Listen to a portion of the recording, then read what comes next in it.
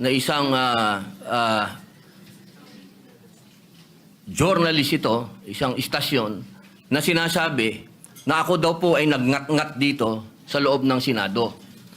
Ito po ay Ano po yung... middle finger po.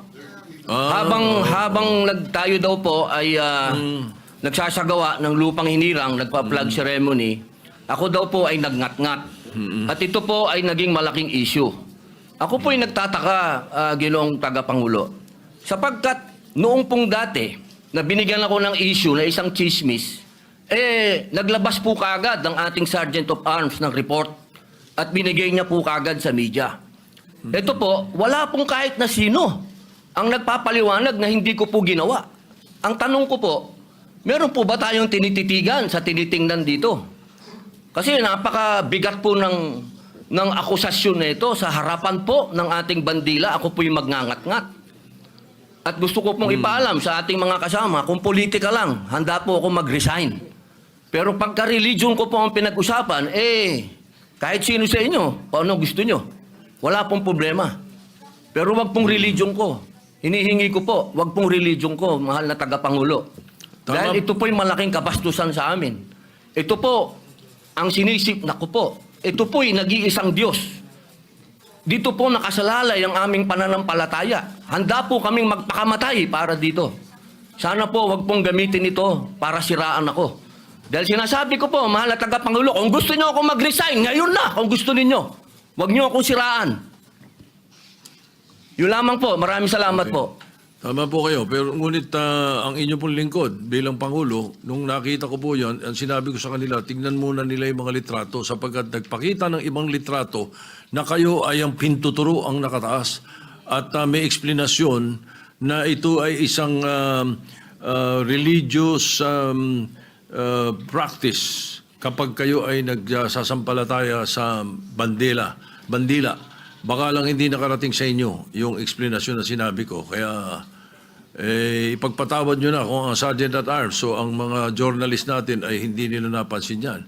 Ngunit ako mismo, nung tinanong nila, sinabi ko na tignan nila. Merong mga pinakitang litrato ninyo sa kabilang side na malinaw na hintuturo ang inyong pinapakita.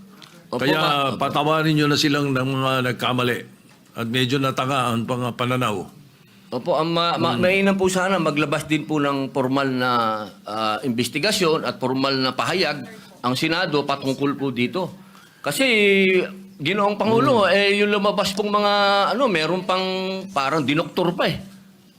Meron pong, malabo yung isang litrato eh. Meron pong nilabas sa apology ang Rappler Opo. sa inyo. Opo. Na ito ay mali ang pagkakasabi nila na kayo ay merong ginawang, tawag niyo po, ingat-ngat. Opo. Alam niyo po, Ginoong Pangulo. Humingi ng tawad sa inyo. Ayan Opo, pero napakainam po kung manggagaling po sa Senado sapagkat marami naman pong kamera dito ang magsasabi na hindi ko po ginawa yan. Hindi ko po magagawa yan. Tama. Napakalaking pambabastos po niyan. Hindi ko po magagawa, Ginoong Pangulo. Ako na mismo bilang bilang Senate President o tagapangulo ninyo, ako na nagsasabi na hindi ninyo ginawa yan. At tama yung mag-apologize sila sapagkat mali ang pinakita nila. Patawarin nyo na sila. Meron pang isa, merong naglabas din ng isang fake news na meron daw kumakanta rito ng Bayang Magiliw na pababoy. Papayagan ba natin mangyari dito yun? Hindi po totoo yun. Hindi nangyayari yun. Nandito kami at wala tayong nakitang nagkumanta ng Bayang Magiliw dito o ng Lupang Hinirang dito na mali. Kaya dapat nag-iingat ang ating mga netizens.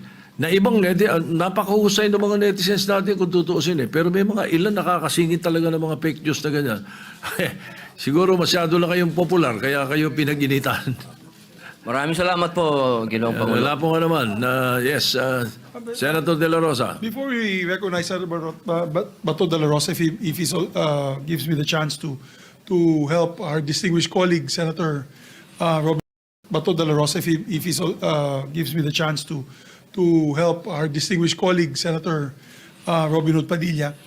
Kung gusto niya po, siya naman po ang chairman ng Committee on Public Information, we can refer his manifestation to his committee and he can look deeper into it kung okay sa kanya.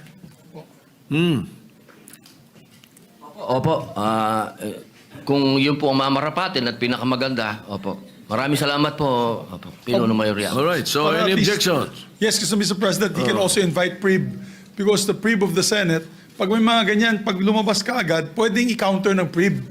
Hindi na maghihintay po si Senator Robin Hood Padilla na i-stop pa niya magka-counter. Pwede nang i-counter agad kasi mayroon ng mga record ang PRIB, Your Honor. So, if it's okay with the good chairman of the Committee on Public Information, then I so move, Mr. Chairman, that we refer his speech to his committee. All right, any objection? Chair hears none. The speech or the manifestation of the senator from Mindanao be referred to the Committee on Public Information and Mass Media.